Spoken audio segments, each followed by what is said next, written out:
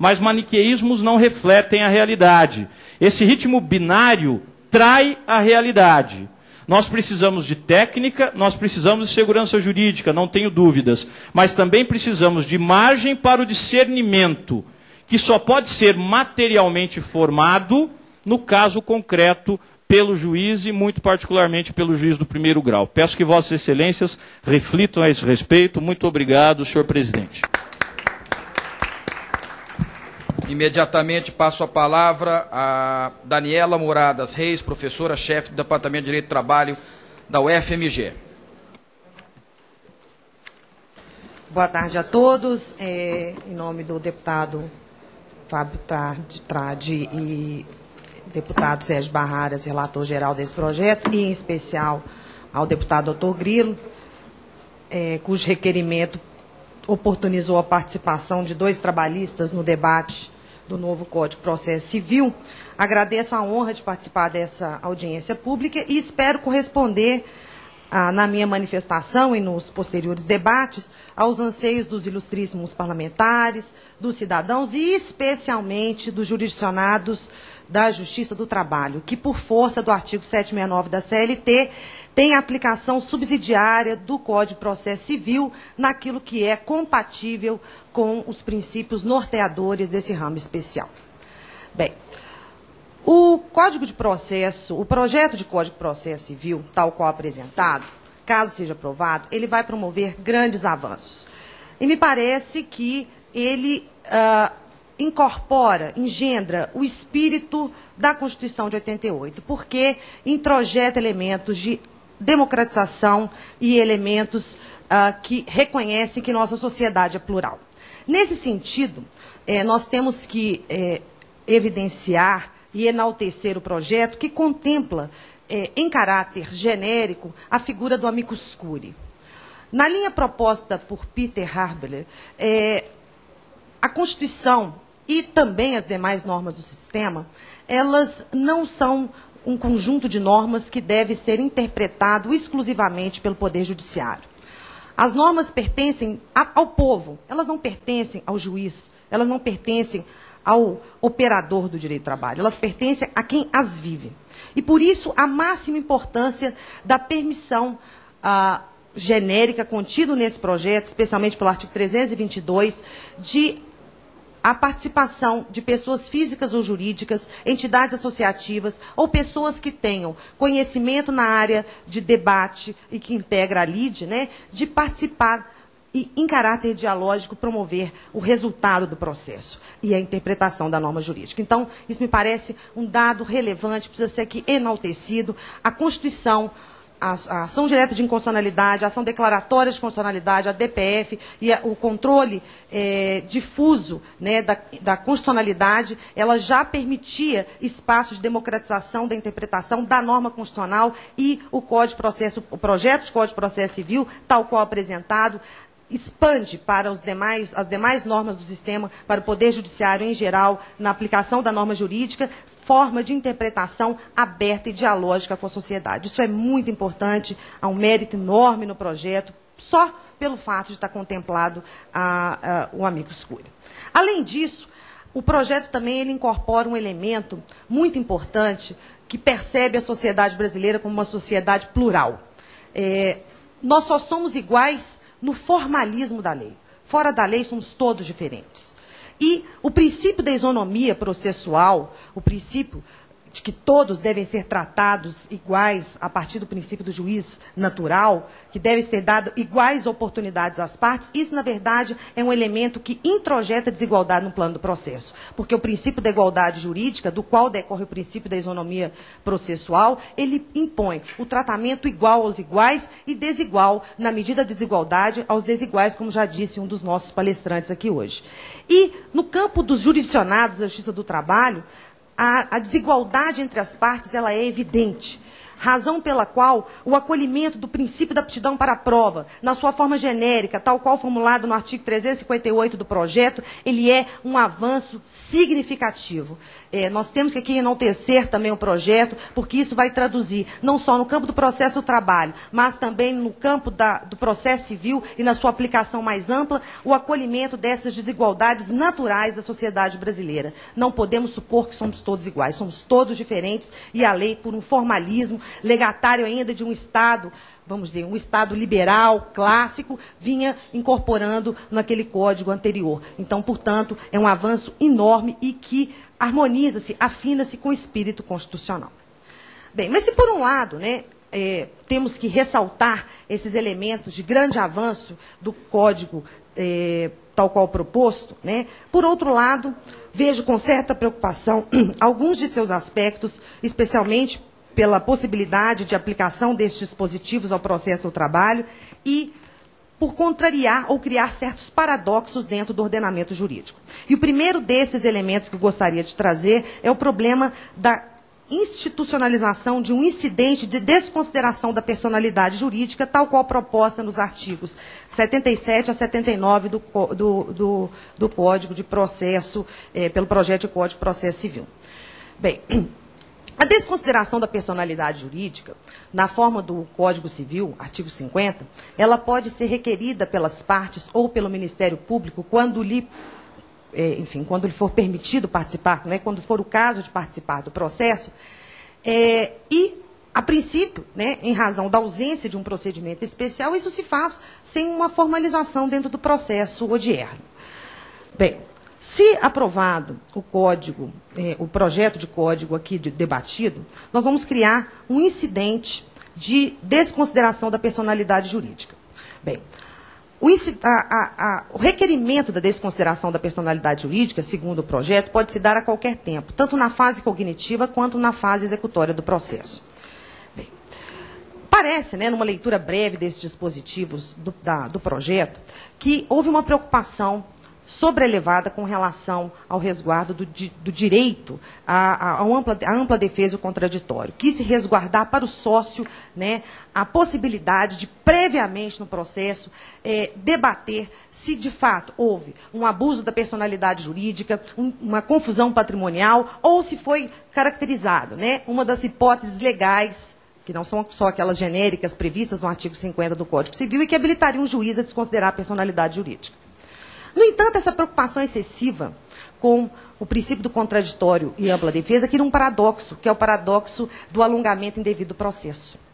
E o problema da desconsideração da personalidade jurídica, ela pode ser resolvida sem necessariamente a existência de um incidente de desconsideração da personalidade jurídica e sem prejuízo ao contraditório e à ampla defesa. Isso porque, se for requerido pela parte ou Ministério Público na fase cognitiva a desconsideração da personalidade jurídica, os sócios terão, em sede de defesa e nos recursos inerentes ao procedimento, né, ao processo e ao procedimento, meios e oportunidades para discutir a matéria. No campo da execução, né, se por acaso requerida a desconsideração na fase executória, me parece também que não haveria qualquer prejuízo à ampla defesa e ao contraditório. Isso porque é permitido ao sócio, inclusive isso está contemplado no próprio projeto de Código de Processo Civil, a propositura ou a faculdade de se interpor embargos de terceiros. Ora, com embargos de terceiros se teria um outro incidente, um duplo incidente, para discutir a mesma matéria. Então, haveria uma delonga desnecessária do processo, contrariando o próprio espírito do projeto apresentado. Bem, e o pior não é isso. Nobres parlamentares, o incidente de consideração da personalidade jurídica, aqui ouso dizer que vai, na verdade, propiciar fraude a credores. Isso porque, enquanto se dá prazo pelo projeto, né, 15 dias para que os sócios venham a discutir a desconsideração da personalidade jurídica, eles poderão promover oneração ou alienação de bens, sem que se caracterize a fraude à execução. E por quê? Por quê? Porque, na verdade, só se pode caracterizar a fraude à execução, inclusive na forma do projeto, se já estiver pendendo contra o sócio a ação que versa e que lhe indique como parte. parte. Então, aí nós temos um problema seríssimo. Seríssimo por quê? Porque se, porventura, uma parte, né, um sócio que não é parte, alienar bem, o credor dele só vai ter condição de discutir seu patrimônio pessoal através de uma ação própria, que é a ação pauliana. Veja que isso contraria absurdamente o espírito do projeto. Nós estaríamos exigindo que eles entrassem com uma nova ação para ter a responsabilidade pessoal do sócio. Então, essa é a minha primeira preocupação, e vejo que é uma preocupação de todos os jurisdicionados, especialmente empregados da Justiça do Trabalho, porque diuturnamente a magistratura do trabalho convive, né, com situações de alienação de bens, com oneração de bens, de sócios, né, por estar ainda em discussão a responsabilidade do sócio pela desconsideração da personalidade jurídica. Então, peço uma especial atenção aos senhores parlamentares com relação à proposta, tal qual apresentada, os artigos 77 a 79. E sugiro, se for o caso, simplesmente a supressão desse incidente, que em nada perturbará a ampla defesa e o contraditório. Bem, segunda preocupação, e essa nem tanto no campo do processo do trabalho, que é a improcedência liminar do pedido por acolhimento da prescrição de ofício. Bem, no nosso Código de Processo atual, a partir de suas reformas, foi inserido o artigo 219, parágrafo 5º, possibilitando a extinção do processo com resolução do mérito por acolhimento da prescrição de ofício. Parece uma medida também que visa, né, atender ao princípio da duração razoável do processo. Mas esta medida, que já existe no nosso Código e que está repetida no projeto apresentado, ela desconsidera elementos sistemáticos do ordenamento jurídico. Isso porque o artigo 191 do Código Civil estabelece que é possível ao prescribente renunciar à prescrição já consumada. Então, transcorrido o prazo da prescrição, já atingido, né, uma determinada pretensão pela prescrição, o prescribente pode simplesmente renunciar. E esta renúncia pode ser expressa ou pode ser tácita. E será tácita quando o prescribente, né, o devedor, praticar atos que são incompatíveis com a prescrição já operada. Veja-se, quando se tem um ajuizamento de uma ação pretendendo, exercendo-se pretensões que já estariam sendo consumidas, já vou concluir, atingidas pela prescrição, se porventura esse prescribente, esse credor, não argui a prescrição, ele está praticando ato incompatível com a prescrição já operada. Ele está discutindo o mérito e não arguiu a prescrição. Nesse caso, se o juiz decreta de ofício a prescrição, nós não estamos permitindo realizar o que está previsto no artigo 191 do Código Civil. Ou seja, cria-se uma incoerência, um paradoxo no sistema. Não é possível mais, não será possível mais a renúncia tácita da prescrição. E vejam que esse não vai ser um problema só do processo de trabalho, né? Porque no processo de trabalho, a Justiça do Trabalho, na sua maioria, essa matéria ainda não é pacificada, mas a sua maioria entende que não se aplica o artigo 219, parágrafo 5º do CPC, por incompatibilidade com o princípio da finalidade social. Seria defesa ao juiz do trabalho de ofício arguir a prescrição, eliminando parcelas trabalhistas que, pela sua natureza, figuram como direitos fundamentais e de natureza alimentar para uma pessoa humana. Então, em razão do princípio da finalidade social, a Justiça do Trabalho normalmente repele. Mas existem outras pessoas ou outros jurisdicionados que podem estar sendo prejudicados pelo artigo 219, parágrafo 5º. Fico pensando eu, por exemplo, na situação de um filho que ingressa em juízo para executar o pai, ou para reivindicar do pai, prestação alimentícia já fixada, já constante em título executivo judicial. Algumas dessas parcelas já foram atingidas pela prescrição. O pai, que alimenta, discute o mérito, mas não argui a prescrição, quer pagar. E o juiz simplesmente não permite que ele pague. Fala, não, nós vamos decretar a prescrição, o senhor não vai pagar. Para o senhor pode ser uma questão moral, mas juridicamente eu não vou julgar o seu processo. Isso é uma intervenção, isso é uma interferência indevida do poder público na esfera privada. Me parece, os senhores vão me permitir, uma reforma inadequada para fins de duração razoável do processo. E o pior é que eu identifiquei no projeto apresentado que o acolhimento de ofício da prescrição pode se dar de modo liminar, sem ouvir a parte. Então, sequer vai se dar oportunidade para que o jurisdicionado fale, não, eu quero o julgamento, mesmo estando prescrito, eu quero pagar, eu sou honesto, quero pagar. Eu não quero simplesmente ter uma obrigação natural que fora do processo eu quero saber o quanto. Eu quero saber o quanto que eu devo, eu quero pagar. E o Poder Judiciário não lhe permite fazer isso. Então, me parece que isso não adequa ao espírito ético e jurídico já proposto pelo Código Civil e pelos valores maiores da sociedade brasileira. Então, peço que os senhores reflitam com relação a isso e sugiro, se for o caso, simplesmente suprimir o artigo 307, parágrafo 1º do projeto tal qual apresentado. Enfim, essas são as mais importantes considerações que eu tinha a respeito e, novamente, agradeço ao deputado Sérgio Barradas e peço que, se for o caso, que depois anexe um simples arrazoado que eu fiz a respeito da matéria e que considera esses elementos paradoxais que não só apresentados pelo projeto, mas que já existem, às vezes, na nossa legislação processual e que não são compatíveis, quer com a Constituição, quer com a legislação comum. Obrigada.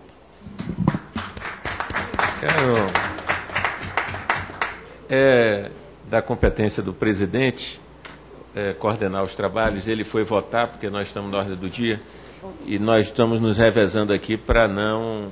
Já chegou o presidente. Então, queria só pedir desculpas em meu nome a todos os convidados pela exiguidade de tempo, porque a comissão tem sido bastante demandada pelos deputados para ouvir os senhores e as senhoras. E a gente vê pela exposição aqui a qualidade dos palestrantes. Infelizmente, o tempo exíguo para a capacidade, para a qualidade da contribuição. Mas a gente pede, doutora, o relator em particular, a comissão requer as notas de Vossa Senhoria, primeiro para a confecção da ata, né? Uma das partes do nosso relatório é o histórico do trabalho da comissão.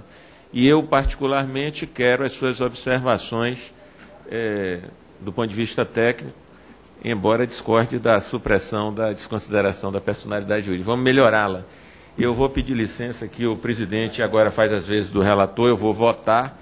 Nós estamos fazendo esse revezamento para não suspender o trabalho. Então, o presidente já votou, eu vou votar e volto. Até porque o doutor Ronaldo Bretas, eu já tive o privilégio de ouvi-lo por mais de 1 hora em Belo Horizonte.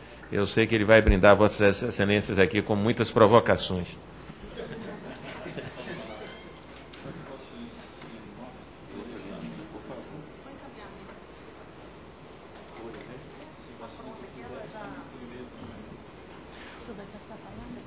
Muito bem, essa exiguidade do tempo pode ser compensada com a entrega de um relatório pormenorizado das observações dos expositores. Portanto, imediatamente passo a palavra ao professor da PUC Minas Gerais, Ronaldo Bretas de Carvalho Dias.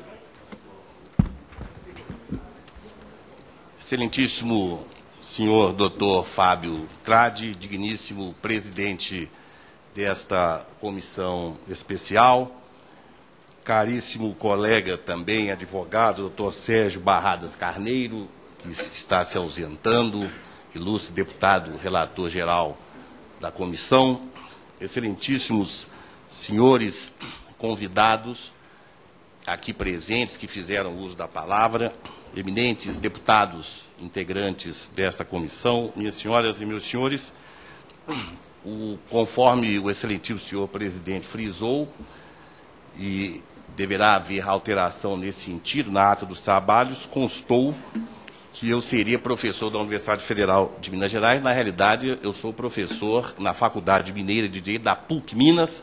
Eu sou o coordenador adjunto do programa de pós-graduação em Direito daquela universidade. Muitas das considerações que aqui farei, já tive a oportunidade de remetê-las por escrito à presidência da comissão e, conforme também o eminente relator frisou, o deputado Sérgio Barradas, são considerações que as apresentei quando da ilustre presença desse deputado em audiência pública realizada em Belo Horizonte no dia 14 de novembro. Eminentes deputados, em primeiro lugar, a consideração que se faz é o seguinte: há necessidade de novo código? Esta seria a primeira pergunta. Por que um novo código? Essa pergunta já foi respondida aqui por ilustres antecessores. Em primeiro lugar, esse código está em vigor, não obstante a sua altíssima qualidade técnica, tanto é que é um código elogiado no mundo inteiro, é um código de 1970. Em 1970, nós tínhamos dois problemas. Primeiro, a população do nosso Estado brasileiro era da ordem de 70 milhões de habitantes. Então, isso significava dizer que os problemas, em relação aos de agora, eram menores. Esse é o primeiro aspecto. O outro aspecto é o de que, em 1973, quando esse código foi aprovado e entrou em vigor em 1974, nós não estávamos dentro da configuração jurídico-constitucional de Estado democrático de direito. Essa configuração só surgiu após a Constituição de 1988. E conforme fez referência aqui um ilustre antecessor, que também mencionou aqui a palavra do nosso presidente, há necessidade de se constitucionalizar a lei processual. Então, essas duas razões já seriam suficientes para que nós tenhamos um novo código. Lembrando, por exemplo, né, que em 1970 nós não tínhamos o que temos hoje, o chamado fenômeno da litigiosidade coletiva. Isso que vem estampado no novo código, a questão do incidente das demandas repetitivas. Então, isso justifica um novo código. Agora, uma outra observação que se impõe é o seguinte, é que um código de processo civil, no Estado democrático de direito, ele não se destina ao advogado, ele não se destina ao juiz, não se destina ao procurador do Estado, não se destina ao promotor de justiça, não se destina ao procurador do município. Um código de processo civil se destina ao povo. Por quê? Porque a legitimação do poder no Estado democrático de direito se encontra no povo. Agora, povo, efetivamente, é a comunidade política do Estado. E povo compreende governantes e governados.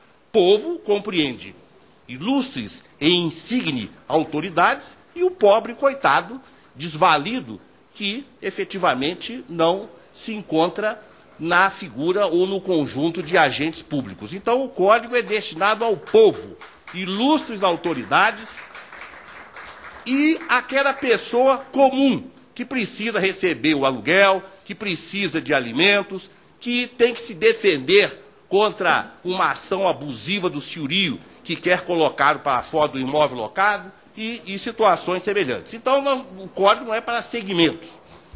E a outra observação também é a de que este projeto que foi aprovado no Senado Federal, ele, de forma digna de encômios, surgiu confeccionado dentro da linha teórica constitucionalista. Tudo bem, e essa é uma das justificações, porque se nós temos uma Constituição de 88 configurando Estado Democrático de Direito, e uma das características do Estado Democrático de Direito realmente é a observância dos direitos e garantias fundamentais, é preciso, então, que este novo código esteja afeiçoado a essa diretriz teórica. Isso surgiu anunciado nos primeiros artigos do projeto. Entretanto, nem sempre o projetado, e nós vamos ver, correspondeu ao idealizado. A idealização é essa. Entretanto, no texto nós vamos perceber escorregões. Nem sempre direitos e garantias fundamentais estão sendo observados.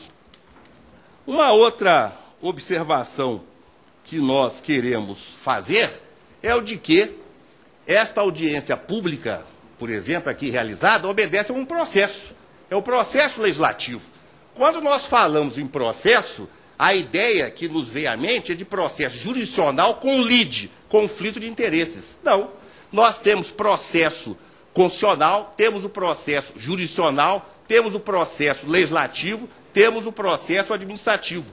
O processo legislativo se assemelha ao processo jurisdicional. E já foi falado aqui por um ilustre antecessor, um professor paulista. Aqui nós temos debate, isso é o contraditório. Aqui nós temos a expectativa de um provimento. Qual é o provimento do processo legislativo? É a lei. Ora, eminentes deputados, isso não se dá em 24 horas. Isso não se dá da noite para o dia. Há uma demora, há um compasso.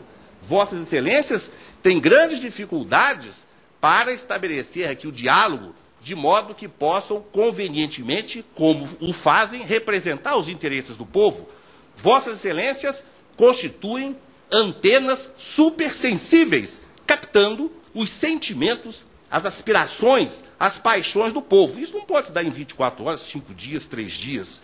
Então, essa questão de razoável duração do processo, que tanto se aplica ao processo judicial como se aplica também ao processo legislativo, não pode ser entendido como um processo rápido, que vá terminar de qualquer jeito. Por isso é que se fala em duração razoável. Há um compasso de espera. Assim como Vossa Excelência tem que fazer o acertamento das diversas ideias que vão efetivamente desaguar nos projetos que depois serão remetidos à sanção do Executivo, também no processo judicial é preciso haver um tempo para que se faça o acertamento das relações de fato e de direito conflituosas, sobre as quais as partes debatem. Então, nós não podemos pensar aqui em processo que possa permitir uma jurisdição relâmpago, ou tal qual se encontra no Gênesis, em que Deus fez o mundo em 6 dias. Fiat lux, haja luz, e a luz apareceu, e isso não vai realmente acontecer no processo, não é? Como se a decisão judicial obedecesse a esse preceito bíblico. Então, o que eu estou querendo dizer é o seguinte, é que há necessidade de que este novo código fique afeiçoado a essa diretriz que surgiu na exposição de motivos e que consta nos primeiros artigos. Obediência fiel ao processo constitucional, que é exatamente viga mestra do Estado Democrático de Direito, e essa audiência pública aqui demonstra isso. A legitimação democrática do Estado de Direito se faz pela participação do povo. É o que Vossas Excelências estão permitindo. É preciso que o povo tenha voz para que possa participar da solução dos grandes problemas nacionais. E, evidentemente, um Código de Processo Civil faz parte dos problemas nacionais, porque é um código que vai atingir milhares de pessoas. Ninguém vai ser processado nesse país sem obediência a essas disposições do Código. Infelizmente, o nosso tempo aqui é pouco, mas eu quero apenas, depois dessas considerações gerais, pedir atenção para Vossas Excelências para alguns aspectos pontuais. Primeiro, a questão de terminologia. Com todo respeito, o texto aprovado pelo Senado Federal é repleto de impropriedades terminológicas. É preciso que Vossas Excelências façam uma revisão na terminologia que foi empregada aqui. Praticamente, se nós formos observar cada norma, vamos encontrar impropriedades terminológicas. Isso não é da tradição do direito brasileiro. O direito brasileiro é um direito admirado no exterior, e os nossos códigos constituem a projeção disso. O nosso Código Civil de 1916 era um padrão de terminologia. O nosso Código de 2002, o Código Civil, não atingiu esse padrão, mas também ele é reverenciado. O Código de Processo Civil em vigor, que será revogado, muito elogiado no exterior, não obstante ter sido produzido na época da ditadura, sem essa conotação democrática benfazeja que hoje nós temos. Então, a terminologia tem que ser observada. Agora, alguns outros pontos aqui. Primeiro, a questão do incidente de demandas repetitivas. Já tivemos a oportunidade de falar a respeito desse assunto ao eminente deputado relator, e, naquela ocasião, em Belo Horizonte, nós endossamos a posição do professor Dierle Nunes. O nosso eminente relator já tem conhecimento disso. É preciso que, nesse incidente, haja a oportunidade de se coletar o melhor número de argumentos razoáveis.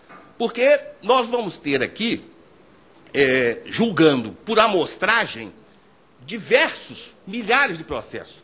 Cito como exemplo aqui a questão do Fundo de Garantia, com a Caixa Econômica Federal. Milhares de processos foram julgados. Então é preciso que haja a possibilidade normativa de se selecionar a melhor argumentação.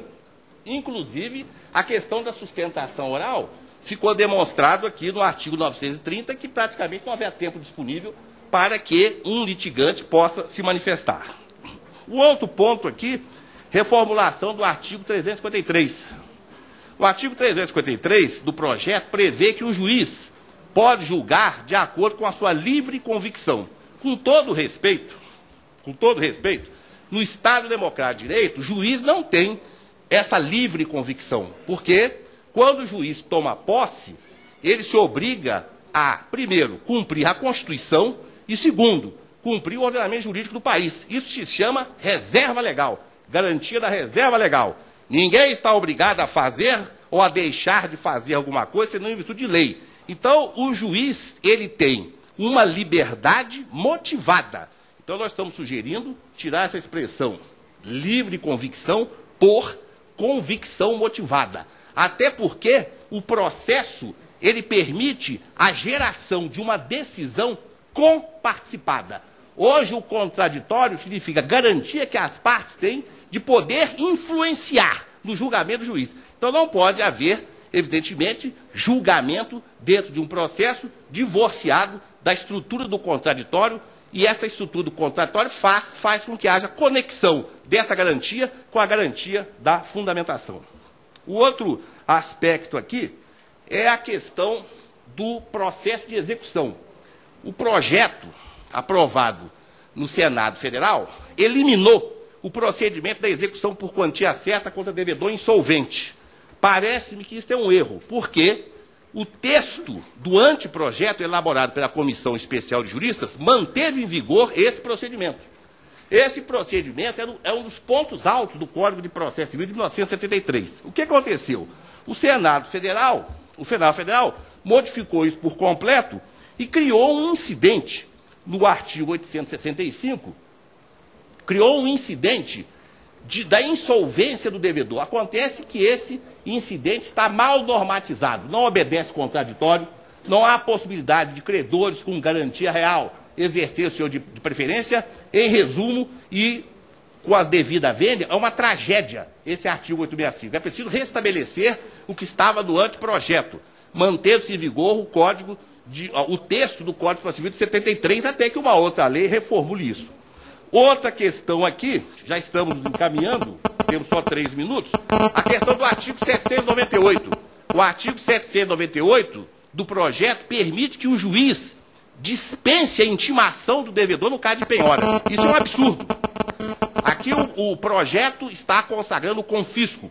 Penhora é ato praticado no processo pelo Estado, evidentemente o juiz exerce a atividade delegada, de apreensão de um bem do devedor, a fim de que esse bem possa ser expropriado, avaliado e vendido, e assim o credor possa ser pago. Não é possível que o Estado inicie a penhora, a desapropriação, possibilitando ao juiz dispensar o devedor. Eu ainda citei um exemplo com o nosso ilustre relator geral. Suponhamos, o nosso relator viaja o Brasil inteiro e há uma execução contra um homônimo.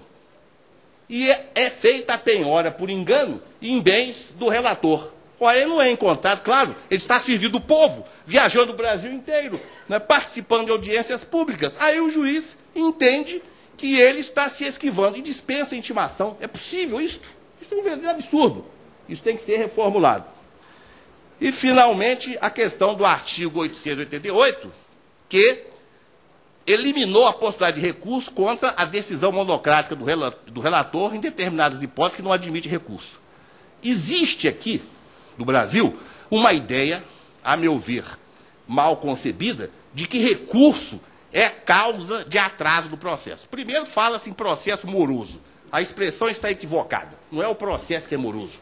O que é moroso é a atividade do Estado, chamada jurisdição. E foi falado aqui também, com grande propriedade, por um eminente antecessor, a questão das etapas mortas do processo. O que faz a demora da jurisdição são os tempos de inatividade prolongada do procedimento, entre a prática de um ato processual e outro. E a questão da razoável duração do processo está ligada também, porque está na Constituição, a emenda constitucional introduziu, número de juízes adequado à população, que nós não temos. Esse é um grande problema. Então não vai ser o Código Civil que vai consertar. E nem eliminando recurso, nós vamos imprimir celeridade. Até porque o projeto acabou com o efeito suspensivo do recurso de apelação. A pessoa vai ter recurso devolutivo.